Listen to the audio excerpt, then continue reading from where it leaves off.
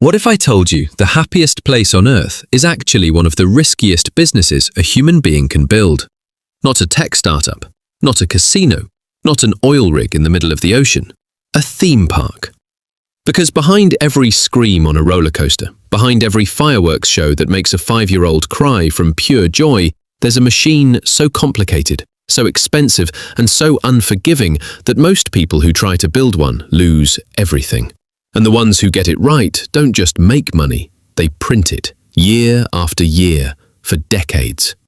Today we're going to find out exactly how that happens, and by the end, you'll never look at a theme park the same way again. It starts with a lie we all believe without realizing it. We think theme parks sell fun. They don't. Fun is just the packaging. What they're actually selling is something far more valuable and far harder to fake. But we'll get to that later, because first, you need to understand just how insane the numbers really are before anyone even opens the gates. Building a major theme park today can cost anywhere from $500 million to over $10 billion before a single guest walks through the turnstile. Let that sink in. $10 billion spent years in advance with zero guarantee that anyone will show up. No other industry gambles this much money on human emotion, and that's exactly why so many people fail at it. Here's the part almost nobody talks about. The land alone can wipe out a company before construction even begins. When Walt Disney was scouting land for Disney World in the 1960s, he didn't buy a few hundred acres like everyone expected. He quietly bought over 25,000 acres of Florida swampland, using shell companies so land prices wouldn't skyrocket the moment his name got attached to it. Today, that land is worth more than the park itself. Disney wasn't just building a theme park, he was buying an empire disguised as real estate. And that single decision changes everything about how you should think about these companies, because the smartest ones were never really in the entertainment business. They were in the land business the entire time. But land is just the beginning. Once you have the acreage, you have to design an experience so emotionally powerful that people will fly across the country, take out loans, and stand in 100-degree heat for 6 hours just to feel something for a few seconds. This is where psychology takes over from engineering. Every pathway, every smell, every piece of music pumped through hidden speakers is engineered using something called environmental storytelling, a concept perfected by Disney's original Imagineers. The goal isn't just to entertain you, it's to make you forget the outside world exists. Because the moment you forget reality, you stop thinking like a rational consumer and start thinking like a child again. And children don't ask if something is worth the money, they just want more of it. That's the psychological trapdoor these companies are built on, and once you understand it, the pricing structure of every theme park on Earth starts to make terrifying sense. Now, let's talk about the rides themselves, because this is where most people assume the real money is spent. A single major roller coaster can cost between $10 million and $25 million to design, engineer, and build. Some of the most advanced coasters in the world, the ones with launch systems, magnetic braking, and multiple inversions, can cost even more than that. But here's the twist that shocks most investors when they hear it for the first time. Rides are not profit centers. They're marketing expenses. A brand new headline roller coaster rarely pays for itself directly through ticket sales. Its real job is to generate hype, headlines, and social media videos that convince millions of people to book a trip they weren't planning to take. In other words, the ride isn't the product. The ride is the advertisement. So if rides aren't where the real profit hides, where does the money actually come from? Here's where things get interesting, because the real money isn't made where you think. It's made the second you walk past the front gate and realize you can't leave. Once a guest is inside the park, something happens psychologically that marketers call a sunk cost environment. You already paid over $100 just to get in. Your brain, without even realizing it, starts looking for ways to justify that decision by spending more. This is why food inside a theme park can cost triple what it costs outside. A basic meal that might cost $8 on a normal street corner can sell for $25 inside the gates, and people pay it without blinking, because leaving to find cheaper food feels like wasting the day you already paid for. Multiply that by tens of thousands of guests per day, and food alone becomes one of the most profitable divisions in the entire operation. Then there's merchandise, and this is where things get almost cartoonishly profitable. A plush toy that costs less than $3 to manufacture can retail for $30 or more inside the park. Branded apparel, souvenir cups, collectible pins, all of it carries markups that would be considered outrageous in any other retail environment. But inside a theme park, nobody's thinking like a shopper. They're thinking like someone trying to hold on to a memory. And memories, it turns out, are one of the most profitable products ever invented, because people will pay almost anything to take a piece of a perfect day home with them. But that's only the beginning. Because now we get to the part of the business that most guests don't even think about, and it's often more profitable than the entire park combined: the hotels. Major theme park operators don't just want you inside their gates for a day, they want you trapped inside their entire ecosystem for 4, 5, even 7 days straight. That's why the biggest players built massive on-site resort hotels, some with over 5,000 rooms, designed so guests never have to leave the property at all. Once you're staying on site, you're eating on site, shopping on site, and buying multi-day passes instead of single-day tickets.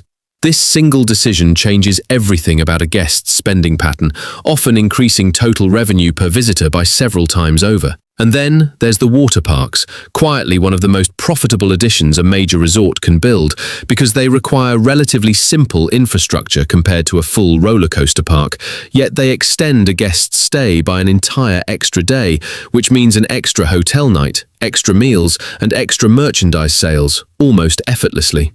Here's a statistic that shocks most people the first time they hear it. At some of the largest resort operators in the world, hotels, food, and merchandise combined can generate more profit than ticket sales themselves. The theme park isn't the business, the theme park is the bait. But even that isn't where the real genius kicks in.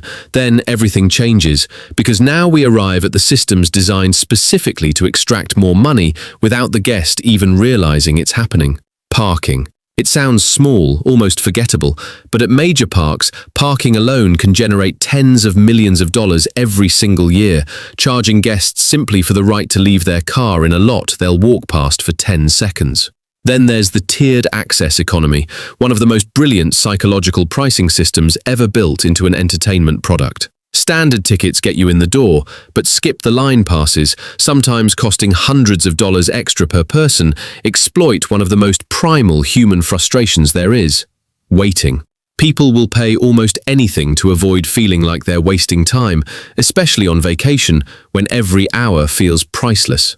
This single psychological trigger has turned queue-skipping technology into $1 billion industry on its own. And then there are annual memberships, quietly one of the smartest financial tools in the entire industry. Instead of relying on unpredictable single-day visitors, parks lock guests into recurring monthly payments, creating a steady, predictable stream of revenue that keeps flowing in during slow seasons when park attendance would normally collapse. It's the theme park version of a subscription business, hidden behind a plastic card with a cartoon character printed on it.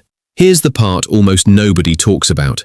These membership holders often become the most profitable guests of all, not because they spend more per visit, but because they visit more often, developing an emotional loyalty to the brand that makes them defend it, promote it, and return to it for the rest of their lives.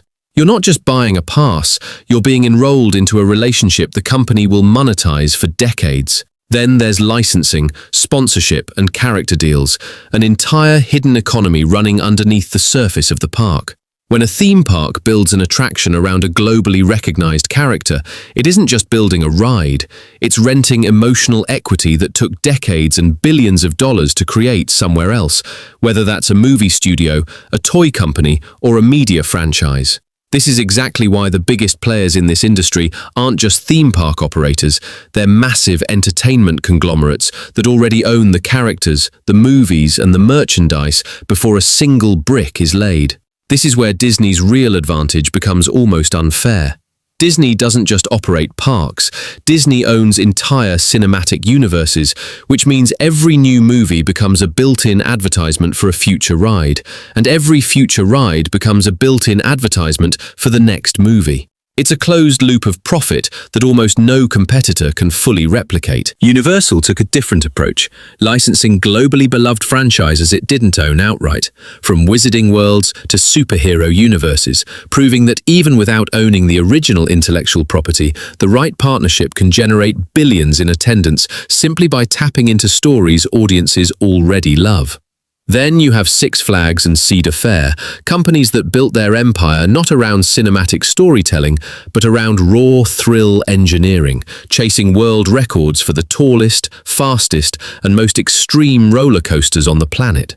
Their strategy proves something fascinating about this entire industry. There isn't just one formula for building a theme park empire. There are multiple billion-dollar playbooks, and the most successful companies pick one and execute it with terrifying precision. But here's where the story takes a darker turn. Because everything we've talked about so far only explains how these companies make money. It doesn't explain how many of them almost lose it all. The biggest expense isn't the rides, it's not even the land. It's what happens after opening day, every single day, for years and years without stopping.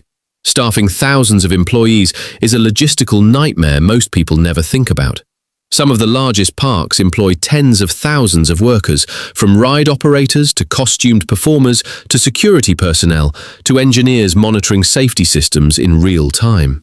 Payroll alone can cost hundreds of millions of dollars annually, and that's before accounting for training, healthcare, and the brutal reality of seasonal turnover that forces parks to rehire and retrain massive portions of their workforce multiple times a year. Then there's maintenance, a cost that never stops, never pauses, and never forgives a mistake. Roller coasters are inspected daily, sometimes multiple times per day, using teams of engineers who understand that a single overlooked component isn't just a financial risk, it's a human life. Safety inspections, insurance premiums, and liability coverage for an industry built around hurling human bodies through the air at high speeds create some of the highest insurance costs of any consumer business on Earth. And then there are the invisible costs almost nobody considers.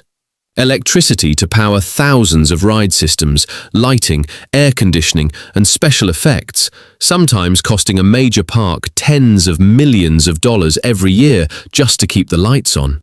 Water consumption for water parks, landscaping and daily cleaning across hundreds of acres. Technology systems running ticketing, mobile apps, ride safety monitoring, and increasingly, artificial intelligence-powered guest experience tools. Security teams working around the clock to protect guests in an era where public safety has become one of the highest priorities for any large-scale entertainment venue. Marketing budgets in the tens of millions, fighting for attention in a world with infinite entertainment options, competing for the same 8 seconds of someone's scrolling thumb. Here's the part that terrifies investors the most. All of these costs exist, whether the park is packed or empty. And that leads us to one of the most brutal realities in this entire industry, the war between peak season and off-season. During summer months and holidays, a major theme park can generate more revenue in a single week than some businesses generate in an entire year. But during the off-season, that same park can bleed money every single day, forced to pay full staffing costs, full maintenance costs, and full utility costs, sometimes with a fraction of the guests walking through the gates. This is exactly why annual passes, seasonal events, and year-round attractions were invented, not just to please guests, but to survive the brutal mathematics of an industry where demand swings wildly depending on the calendar. And then there's the risk almost nobody wants to think about: weather disasters. A single hurricane, wildfire, or unexpected storm can shut down a park for days or weeks, wiping out millions in expected revenue instantly, with no way to recover those lost days later in the year. Lawsuits from accidents, no matter how rare, can cost companies hundreds of millions of dollars and permanently damage a brand built entirely on trust and safety.